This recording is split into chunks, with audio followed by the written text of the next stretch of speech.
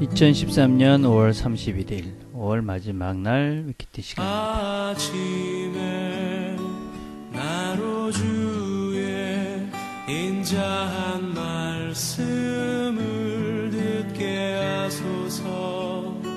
내가 주를 의뢰합니다. 나의 다닐 길을 인도하소서.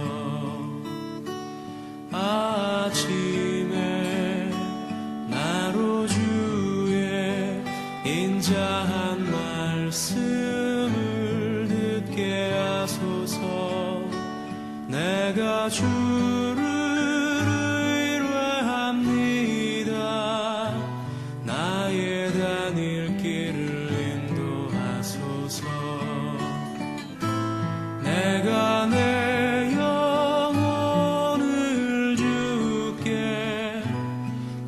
영혼을 주께 드립니다.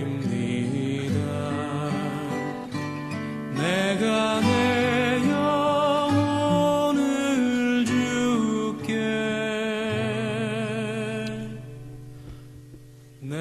영혼을 주께 드립니다.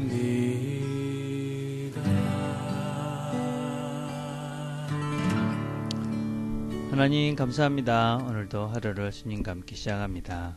은혜를 베푸셔서 오늘도 하나님 말씀을 통해 깨달음을 얻게 하시고 또 오늘도 하나님과 함께 말씀 가운데 하나님 기뻐하시는 삶을 살아가는 좋은 날 되도록 축복해 주옵소서. 예수님의 이름으로 기도드립니다. 아멘. 같이 나눌 말씀은 로마서 12장 1절에서 2절까지의 말씀입니다. 제가 읽겠습니다. 그러므로 형제들아, 내가 하나님의 모든 자비하심으로 너희를 권하노니 너희 몸을 하나님이 기뻐하시는 거룩한 산 제물로 드리라. 이는 너희가 드릴 영적 예배니라. 너희는 이 세대를 본받지 말고 오직 마음을 새롭게 함으로 변화를 받아 하나님의 선하시고 기뻐하시고 온전하시듯이 무엇인지 분별하도록 하라. 아멘. 예배의 중심.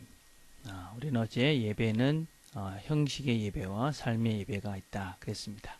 그런 예배의 중심은 하나님께 나를 드리는 것입니다. 우리는 보편적으로 양보하고 항복하기보다는 빼앗고 정복해서라도 내가 원하는, 내가 갖는 것을 더 좋아합니다. 그런데 우리가 하나님께서 나를 향한 이 하나님의 목적을 이루기 위해서는 또 하나님께서 나에게 하나님의 그 뜻을 이루기를 원한다면 바로 내 자신을 하나님께 드리는 것부터 시작을 해야 합니다. 우리는 하나님께 우리 자신을 드림으로써 하나님 주시는 복을 누릴 수 있게 되어집니다. 그래서 이 예배의 중심이라는 것은 하나님께 내 자신을 드리는 것부터 시작할 수 있습니다. 우리가 하나님께 우리 자신을 드리기 위해서는 먼저 중요한 것은 내가 내 자신을 드려야 되는 그 대상인 하나님을 잘 알아야만이 우리가 하나님께 내 자신을 드릴 수가 있습니다. 우리가 하나님을 신뢰하고 내 자신을 드려도 분명히 나를 더 잘되게, 인간적인 관점이 아니라 정말 모든 것을 잘되게 하실 거라는 믿음이 있어야지 우리 자신을 하나님께 드릴 수 있는데, 성경은 하나님께서 우리를 엄청 사랑하시고 또 우리가 우리 자신을 하나님께 드려도 조금 더 우리에게 문제가 될 것이 없다는 것을 아주 많은 곳에서 이야기합니다. 특별히 시편을 비롯한 모든 성경은 하나님은 우리를 사랑하신다 하는 말을 늘 하고 계십니다. 또 시편 139편을 보면 하나님은 조금도 우리에게 눈을 떼지 않으시고 늘 우리를 살펴보시는데 아주 작은 부분까지 늘 살펴보신다, 그렇게 말씀을 하십니다.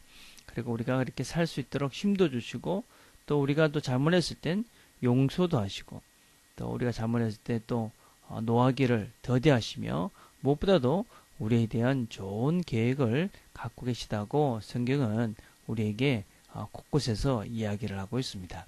그래서 우리는 이 하나님을 잘 알게 되어지면 내가 하나님께 내 자신을 드려도 전혀 문제가 될 것이 없겠구나 하는 것을 깨닫게 되어집니다. 그럼 이 항복한다, 하나님께 내 자신을 드린다 하는 것은 도대체 무슨 의미일까요? 그것은 우리 인간적인 본성과 싸우는 치열한 전쟁을 말합니다.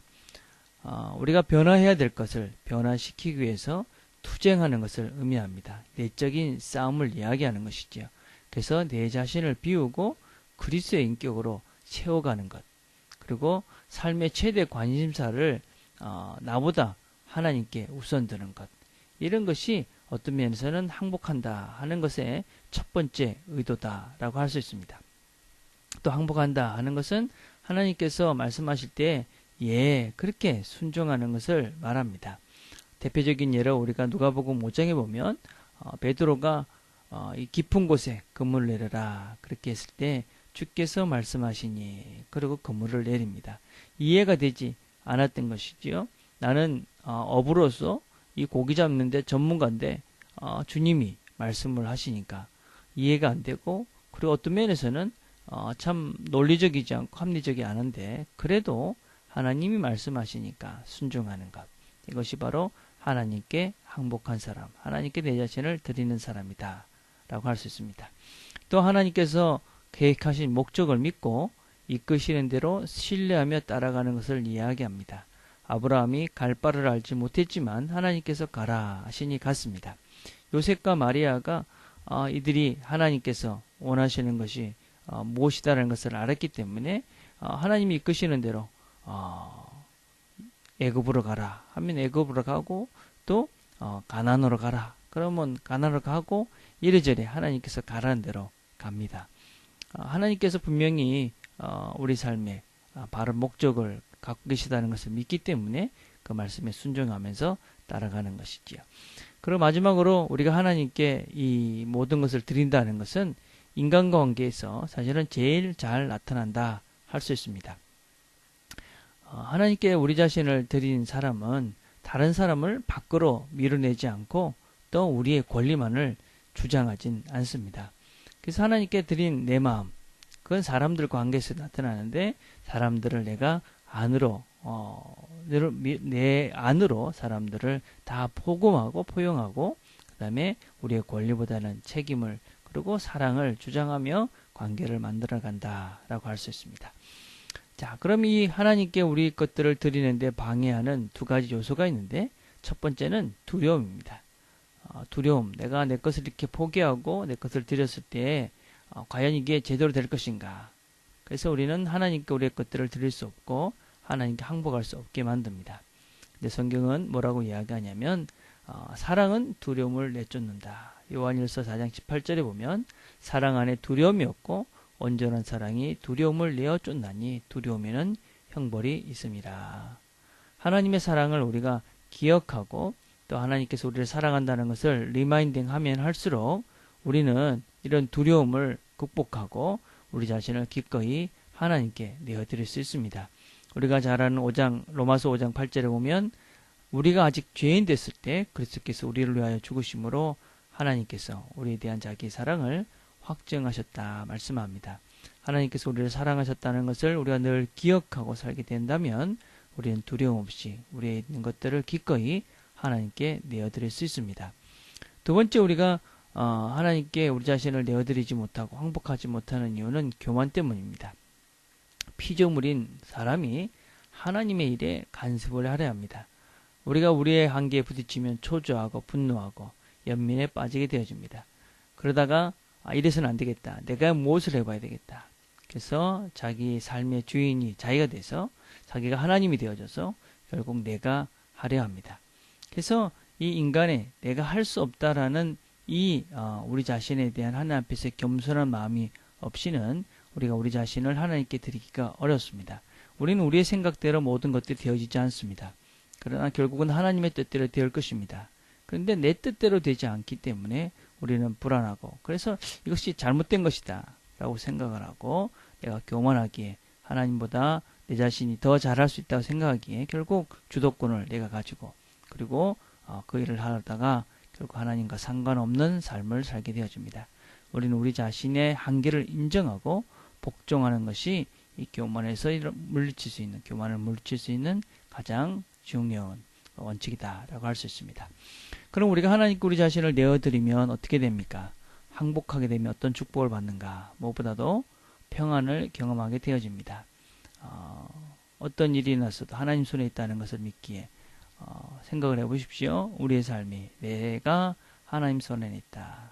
그러면 우리는 어떤 환경 속에서도 어떤 비바람과 어떤 난리 속에서도 우리는 하나님 속에 있기에 평안을 경험하게 되어집니다. 그래서 바울은 감옥에 있었지만 그가 in Christ 예수 안에 있었기 때문에 그는 어디서나 기쁘고 평안을 누릴 수가 있었습니다. 항복하게 되면 죄에서 해방이 되어집니다. 여러분, 내가 하나님께 내어놓게 되면 우리는 진정한 자유를 누리게 되어집니다. 내가 내 마음대로 하려 하기 때문에 우리는 죄의 굴레에서 벗어나지 못하는데 그냥 하나님께서 시키는 대로 순종하게 되면 우리는 해방이 된다 하는 것을 기억하길 바랍니다. 세 번째로 하나님께 귀하게 쓰임을 받게 되어집니다. 마리아가 주의 계집종이오니 말씀대로 이루어지이다. 그래서 자기 자신의 모든 것들을 하나님께 내려놨을 때 하나님을 잉태하고 하나님의 어머니가 되는 놀라운 축복을, 하나님의 놀라운 쓰임을 받는 계기가 되어집니다. 그래서 우리는 이 인생을 살아가는 가장 좋은 방법, 그것이 무엇이냐? 그것이 바로 하나님께 우리의 삶을 드리는 것입니다. 가장 좋은 인생의 방법이다 라고 할 수 있고, 또 하나님을 이렇게 내 자신을 드리며 사는 이 삶의 순간순간, 이것을 바로 우리가 영적 예배, 산 제사다, 삶의 예배라고 우리는 부릅니다. 그래서 우리 자신을 온전히 하나님께 내어드리고 내 삶을 하나님께 항복하고 내 삶의 순간순간을 하나님께 맡기고 사는 삶, 이것이 바로 영적 예배이고 산 제사이며 우리의 삶의 예배가 되는 것입니다. 오늘도 우리의 삶을 하나님께 항복하고 드리고 하나님이 기뻐하시는 영적 예배의 순간순간이 되는 귀한 날이 되기를 간절히 바라겠습니다. 기도하겠습니다. 하나님 아버지, 감사합니다. 오늘도 우리가 어떻게 이 땅에서 가장 가치 있게, 의미 있게, 행복하게, 그리고 하나님의 목적을 이루며 살 것인지 같이 살펴보았습니다. 우리 자신을 하나님께 내어드릴 때, 하나님께 행복할 때 우리가 이 땅에서 가장 행복한 삶을 살 수 있다고 오늘 말씀이 우리에게 가르쳐 주시고 알게 하시니 감사합니다.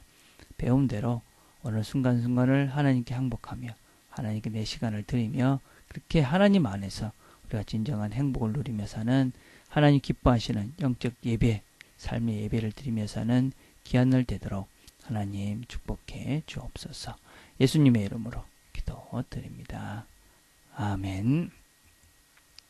오늘 우리가 같이 묵상해 볼 내용은 내가 지금 하고 있는 일 중에 하나님을 기쁘시게 하는 것은 무엇인가?